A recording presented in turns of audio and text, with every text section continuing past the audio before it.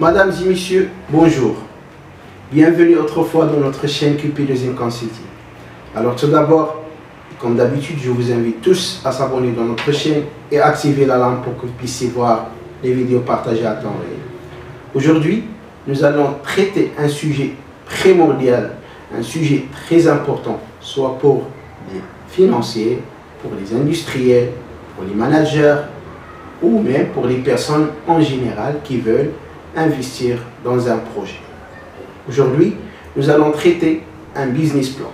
C'est quoi le business plan? Quelles sont les informations à avoir dans notre business plan? Quelles sont les étapes à suivre pour réaliser un business plan, etc. Alors, généralement, pour répondre à cette question, donc, nous allons organiser plusieurs vidéos. On fait parce que tout simplement, une étude projet ou bien un business plan se compose de plusieurs études. Et pour chaque vidéo, on va détailler une étape ou bien une étude pour voir vers la fin, bien sûr, ou bien pour que vous puissiez vers la fin réaliser un bon business plan. Alors, tout d'abord et avant de commencer, c'est quoi déjà un business plan? Ça sert à quoi un business plan? Ça sert à quoi une étude projet? Alors, c'est une question très importante. Alors, l'étude projet ou bien un business plan vient pour répondre à une question principale. Est-ce que je dois investir ou non? Alors, pour répondre à cette question, cette question déjà, il se compose de plusieurs autres questions, ou bien plusieurs sous-questions. Si par exemple, je dois investir, combien je dois investir, dans quel endroit je dois investir, sur combien de temps par exemple j'aurai mon retour d'investissement, est-ce qu'il s'agit d'un projet rentable ou non, sur combien de temps il est rentable, etc. Alors pour répondre aussi à cette question, ou bien pour détailler, ou bien pour vous expliquer déjà une étude projet, alors une étude projet ou bien un business plan, donc il se compose de plusieurs études comme j'ai dit, à savoir l'étude faisabilité, à savoir aussi l'étude technique, l'étude financière, le développement de projet, l'étude de trésorerie, etc. Donc ce sont tous des études ou bien des étapes à réaliser dans votre business plan. Alors pour parler déjà de la première étude qui est l'étude faisabilité, qu'on va la détailler aussi dans la prochaine vidéo. Donc une étude faisabilité, c'est une étude qui se compose ou bien qui se base sur plusieurs informations dans laquelle ou bien qui peut nous aider à savoir est-ce que je dois investir ou non. Donc l'étude faisabilité consiste tout simplement à savoir est-ce qu'il y a la demande, est-ce qu'il y a une offre au niveau du marché, est-ce que le produit où je dois investir ou bien est-ce que le marché il est saturé par ce produit, est-ce qu'il y a vraiment un besoin, est-ce que je dois investir en local ou bien vers l'export, etc. Donc tout ça, on va voir bien sûr dans la prochaine étape quelles sont les informations nécessaires pour réaliser l'étude faisabilité, ou bien c'est la première partie au niveau de l'étude marché, dans laquelle aussi on doit définir quels sont les enjeux de ce projet, quelles sont les menaces, les opportunités relatives à ce projet, etc. Et comme j'ai dit, donc dans la prochaine vidéo, je vais voir avec vous où on peut avoir ces informations, comment on peut les avoir, est-ce qu'on peut les avoir par exemple à partir des statistiques, est-ce que ces statistiques sont actualisées, quels sont les organismes dans lesquels je peux obtenir ces informations, quelles sont aussi les sources de ces informations, etc. Donc ce sont tous des informations ou bien des points qu'on va les voir dans la prochaine vidéo, ou bien dans la deuxième vidéo relative au business plan. Ensuite, après l'étude faisabilité, on peut parler de l'étude technique.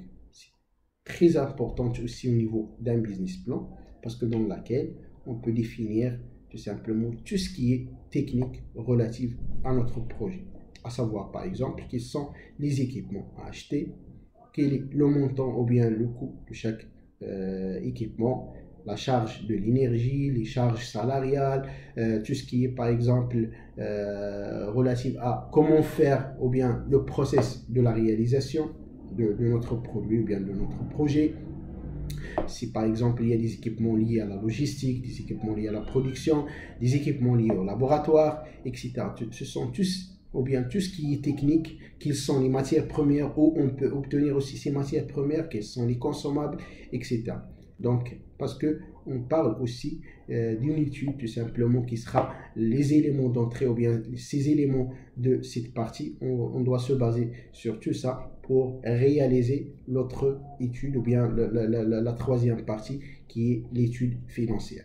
Alors, pour l'étude financière, donc, on va définir tout simplement le montant total du projet, le montant total du fonds de roulement. On doit définir aussi le retour d'investissement, l'actualisation. On doit définir aussi tout ce qui est ratio financier pour voir est-ce qu'il s'agit d'un projet rentable ou non, c'est quoi le retour d'investissement, comment on peut obtenir le retour d'investissement, comment ou bien où on peut dire qu'il s'agit d'un projet à investir ou bien il s'agit d'une décision à investir ou non, etc. à partir de l'étude financière. Donc on va déterminer aussi dans cette étude le prix de revient de notre produit ou bien notre service, s'il s'agit d'un produit ou service, etc. Donc dans tout ça, on va définir ou bien on aura notre étude financière.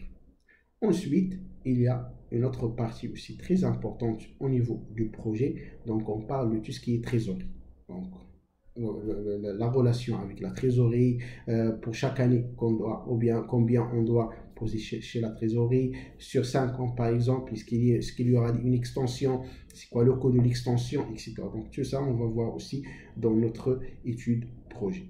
Ensuite, on doit voir aussi une partie très importante au niveau de l'étude projet. Donc, on parle tout simplement du développement de projet. C'est-à-dire, si je commençais mon projet ou bien mon étude, je dois avoir combien de temps pour lancer le projet, pour réaliser chaque étape, quels sont les outils à utiliser ou bien les outils qu'on peut les utiliser pour réaliser cette étude au niveau du délai, au niveau du délai, etc. Par exemple, les MS Projects, par exemple, les diagrammes de perte, les diagrammes de gains, etc. Donc, tout ce qui est relatif à l'étude projet ou bien à l'étude de réalisation d'un projet. On peut parler aussi dans le développement du projet, c'est-à-dire par exemple la politique à suivre, soit au niveau de la production, soit au niveau aussi de l'extension de notre projet sur 2 ans, sur 3 ans, sur 5 ans, ce que vous voulez et combien on va obtenir pour chaque année. Et aussi, on peut parler aussi de l'instauration de ce projet jusqu'à la réalisation. Donc, tout ça dans le développement de projet. Comme aussi, on peut ajouter des autres choses. Par exemple, supposons que j'ai lancé ou bien j'ai réalisé mon projet. Comment on peut le développer? Est-ce qu'il y a, par exemple, l'engagement à se certifier dans un produit? Est-ce qu'il y a l'engagement, par exemple, à réaliser des développements ou bien des autres points qui peut améliorer mon projet, etc. Donc tout ça dans le développement. Et on peut avoir aussi dans notre projet des autres améliorations, comment on peut faire l'implantation de mes outils ou bien mes ressources, soit matérielles, soit humains, etc.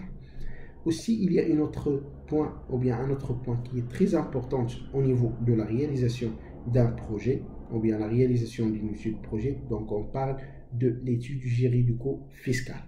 Alors, c'est-à-dire la relation avec les organismes sociaux, ou bien les organismes sociaux, avec tout ce qui est CNSS, etc. Donc, tout ça. Et aussi au niveau des charges salariales, comment, par exemple, je peux obtenir la charge salariale globale, comment je peux obtenir aussi l'organisation interne au niveau du personnel de mon projet. Par exemple, l'organisation globale, l'organigramme, les fiches de fonction, etc. Donc, tout ça, on va le voir dans la partie juridico-fiscale. Et bien sûr, vous pouvez améliorer votre étude projet à travers, par exemple, des autres points, comme j'ai dit, par exemple, l'utilisation des certificats, l'utilisation des exigences, soit ou bien des textes réglementaires, etc. Quels sont les documents à utiliser au niveau de la réalisation de mes produits après l'investissement, etc. Donc, tout ça, on va voir en détail. Et bien sûr, je vais voir avec vous pour chaque étape un exemple afin d'arriver, ou bien afin de maîtriser comment vous pouvez réaliser votre étude projet. Alors donc comme j'ai dit, donc c'est une vidéo générale, donc juste pour introduire les prochaines vidéos, bien pour vous expliquer qu'est-ce qu'on va voir dans les prochaines sessions, bien les prochaines vidéos de notre chaîne. Alors, merci à tous. Et si vous avez bien sûr des questions, vous pouvez les mettre dans les commentaires ou vous pouvez les envoyer par mail. Alors, merci à tous.